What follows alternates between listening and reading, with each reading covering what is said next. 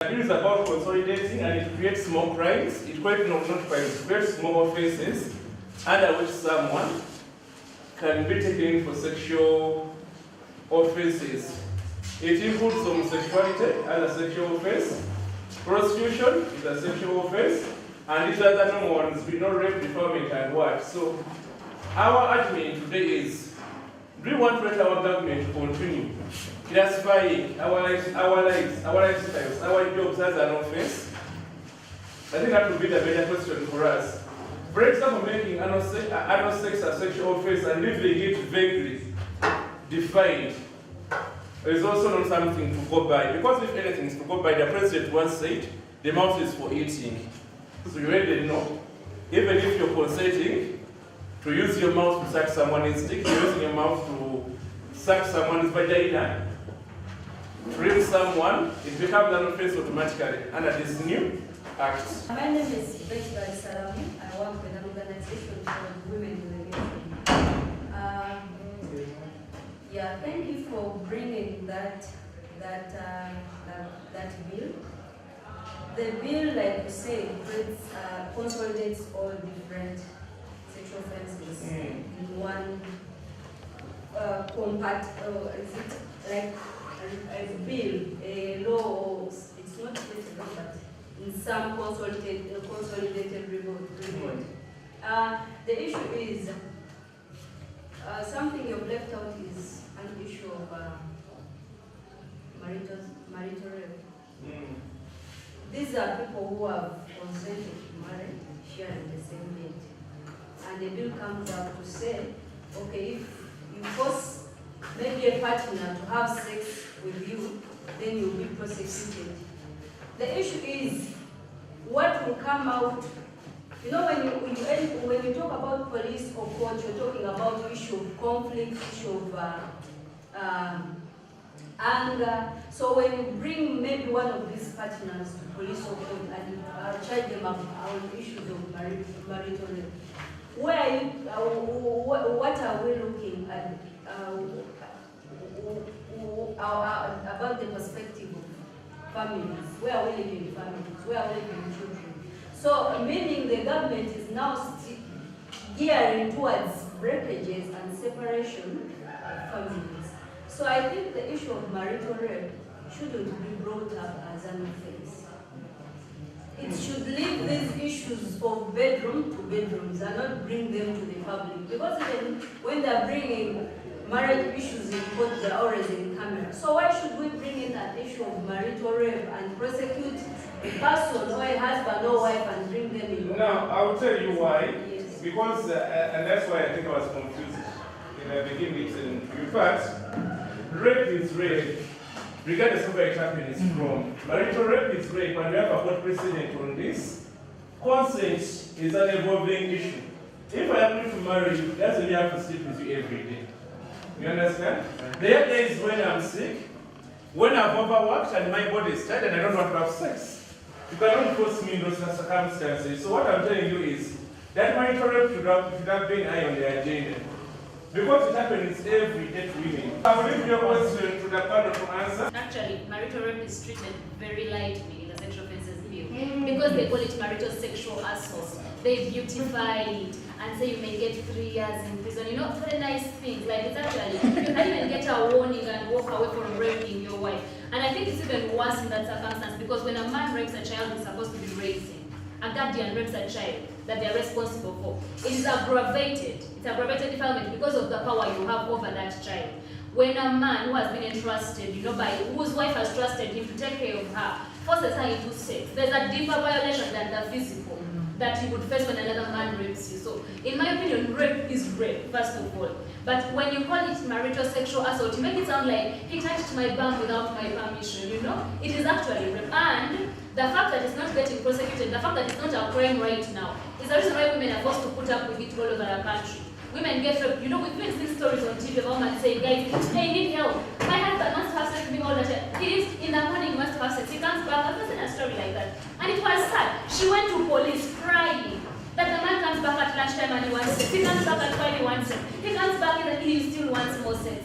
But nobody could help her. The police officers were laughing at her. Bambi, what do you think you came to do you know, and she was being raped to the point that she was not even worried about being embarrassed on TV. Why should she have to go through that? If there was a proper law that says when you rape a woman, whether she's married to you or not, you go to jail for it. That would solve that problem. If you just go and report a case the way you report a defilement case, police would investigate it with that sensitivity, and that doesn't necessarily mean that they will get a divorce. You know, you can go to prison and serve his 6 years, and then he comes back and maybe he's now a reformed man. But even if they do get divorced, we all know that one of the grounds for divorce is cruelty. What more cruelty do you want besides rape? How much more cruel can a person get to their intimate partner? So for me, the position that there's another way to deal with rape, I disagree completely. In fact, my position is the Sexual Offences Bill is very light on the issue of marital rape. They should treat it the way they treat all other rapes. It is just rape. It's just that the Sexual Offences Bill has a few new clauses that are not in the penal code. So it's still the same. For you, you want to weigh in? Yeah, my overview about the Sexual Offences Bill is that it has both the positive contribution towards sexual and sexual gender minorities, but it also has the negative ones. Now, when you look at the definition of rape in the Sexual Offences Bill, it is totally different. That even just the intent of using maybe the mouth or anything is just a violation of a human right. Because the Sexual Offences Bill 1 was brought just to camouflage around the homosexuality bill. If you look at most of the clauses that are in effect to the marginalized groups, you will see intent to same-sex relationships, sex work, HIV and prevention. So the government is just camouflaging around this whole sexual offences bill and trying to switch talk the issue around it. Then there is abbreviated defilement. It is also something that is very effective because even someone that I am totally inconsensuous, because when we get to court, there are cases where they're like, this kid is still below the age. But then when I was with this person actually told me they are above age. And we all know that in our community, most of the times, someone looks minor, but in the actual sense, this person is even old. And those that look old look minor. So when such cases happen, they use this, or probably this is something that they put that is going to be making some people look accountable to the law and then violating their rights. Council, what do you think about the definition of sexual acts in the bill? I agree with it. I think that before we had restricted sexual acts so much to exclude so many aspects of sexual violence that different people face.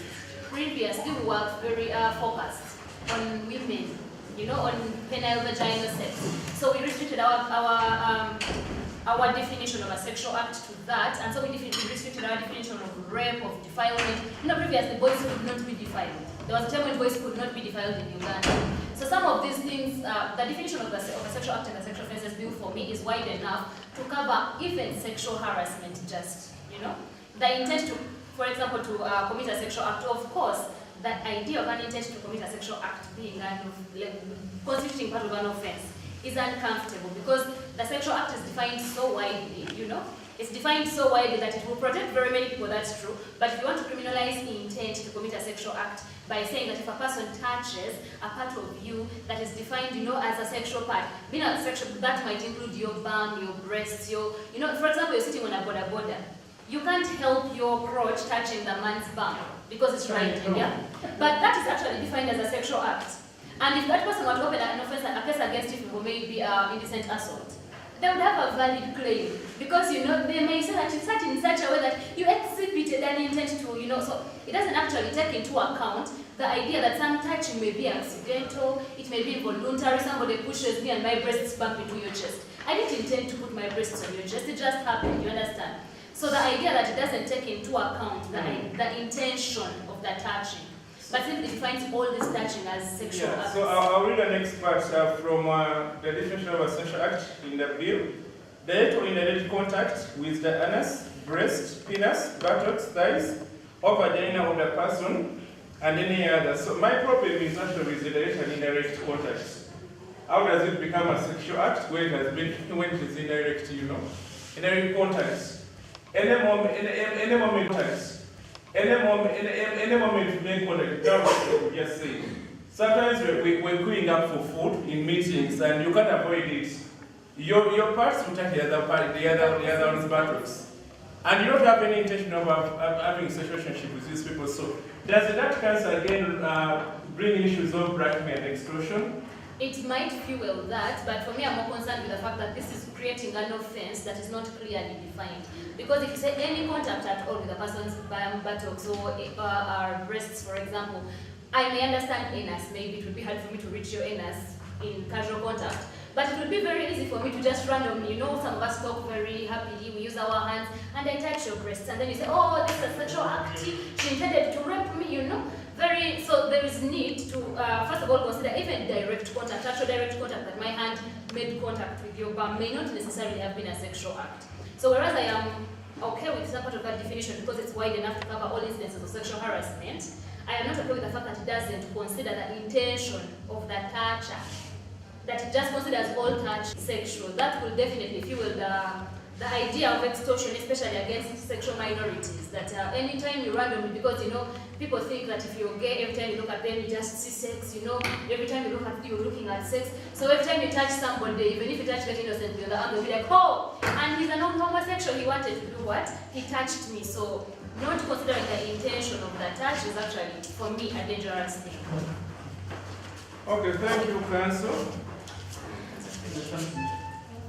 I have a question. The sexual exploitation person is in Uganda, are the most likely victims of this act, if we were to go by the definition of sex, and they already define sexual assault, when you talk about things like the breast, things like the anus, things like the vagina, because they're already being victimized on the basis of their sexuality, in other terms.